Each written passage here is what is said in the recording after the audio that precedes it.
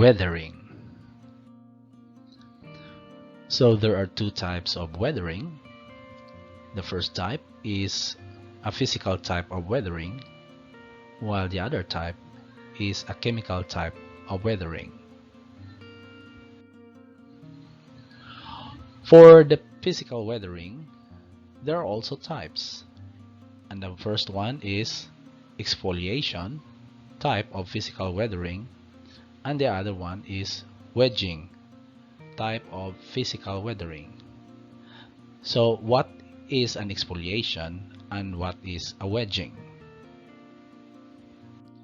For an exfoliation, this is caused by the release of rock pressure in fractures.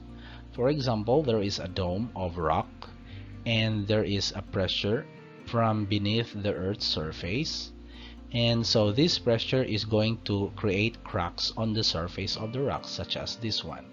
However, by the action of erosion, so all of those fractures can be already exposed and will create an exfoliation of rock slabs, as what is presented in the illustration in here. Wedging is another type of physical weathering, and that is due to the expansion of rock fractures. In the case of rocks that are found in the polar region, those rock fractures where water can enter. As the environment freezes, so all of the water within the rock will also freeze, and when the water freezes, they expand. That's one property of water, that expands when it is being freezed or frozen. So as the water freezes, as they expand, the fracture becomes bigger and bigger. As time goes on and the process is being repeated for several times, eventually those rocks cannot withstand the pressure and eventually break up into several particles of rocks. The same thing happens also with plant roots. Plant roots, instead of water, is also providing great pressure to rocks, and eventually as plant grows from the fractures of rocks, and as the roots of those plants are strong enough, they can actually also break up rocks apart. Chemical weathering. There are three types of chemical weathering, that is hydrolysis, dissolution, and oxidation. So then in the next slides, we will be discussing all three, and we'll also provide you some examples.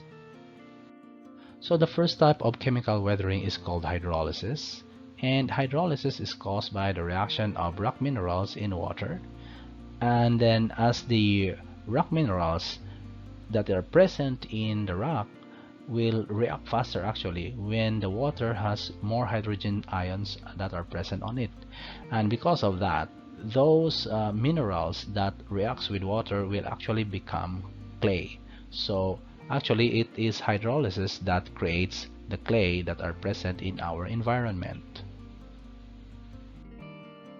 So dissolution is another type of chemical weathering, and when you speak of dissolution, this simply means that water is actually going to dissolve rocks, and in the action of dissolving rocks, so even statue can be a victim of some process of dissolution. So especially if the water is quite acidic, and therefore the stones will be reacting into acids. So in the process of dissolution, actually it helps in the formation of caves, and it also helps in the formation of caverns. When all the water that seep into the rock material, so they will dissolve all those minerals where water passes most of the time.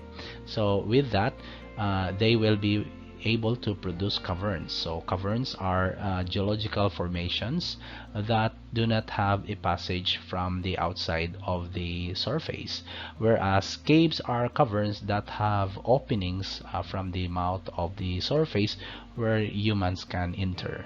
So that is the beauty of the geological process of chemical weathering called dissolution. It produces caves and produces caverns, but at the same time it is not good for monuments and statues and buildings, especially with acid rain that will also produce the effect of dissolution to these important statues in our locality and in our society.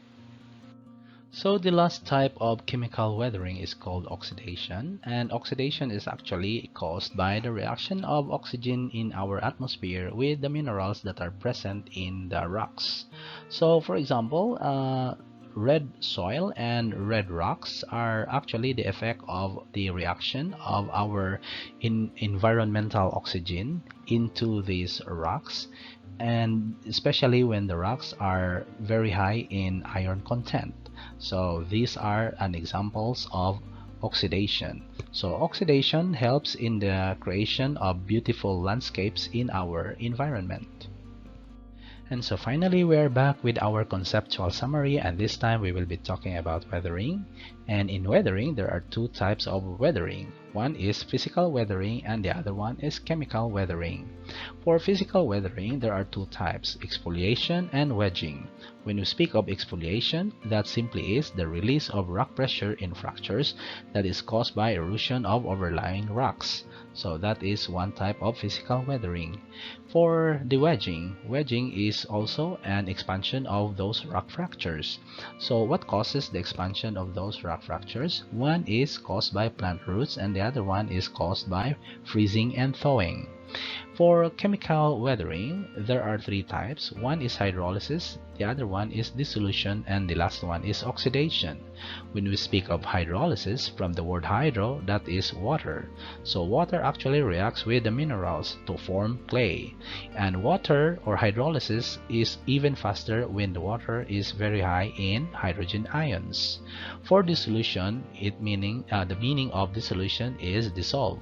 So dissolution is caused by when water dissolves the minerals within the rocks, and this helps in the formation of caverns and caves in limestones. Oxidation is also caused by oxygen reaction within the minerals of the rocks. An example here is rust. So this again helps in the provision of a very good landscape in our environment.